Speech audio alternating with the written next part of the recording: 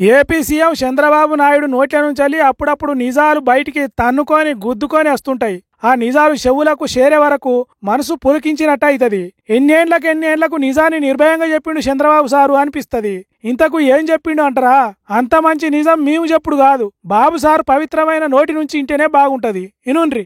దాతకు నేను భరోసా ఇస్తున్నా, చంద్రన్న ఉన్నంత వరకు మా రైతుకి భరోసా లేదు, ఉండదు, ఉండబోదు. అంతే, బరాబర్ చెప్పినట్టే అనిపిస్తున్నాయి కదా. చంద్రన్న ఉన్నంత వరకు రైతన్నకు భరోసా లేదు, ఉండది, ఉండబోదు. ఎన్నాళ్ళకు ఒప్పుకున్నాడు చంద్రాలు సారు. ఇప్పటికైనా నిజాలు చెప్పినవు. ఎన్నో ఏండ్ల నుంచి చూస్తున్నాం మీ పనితీరు. ఉమ్మడి ఆంధ్రప్రదేశ్ రాష్ట్రంలో సీఎం కుర్చీ ఎక్కిన కొత్తలా వ్యవసాయం దండుగన్నావు.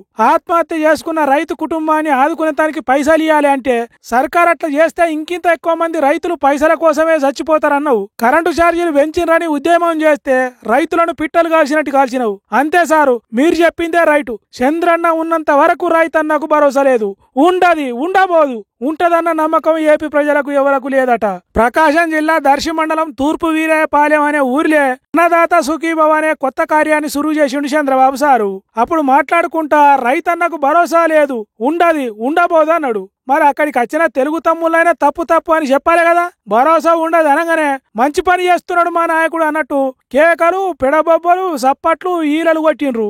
గంతకు దగ్గర బొంత అంటే ఇదే కావచ్చు అని మాట్లాడుకుంటున్నారట ఈ వీడియో చూసిన తెలుగు రాష్ట్రాల జనాలు.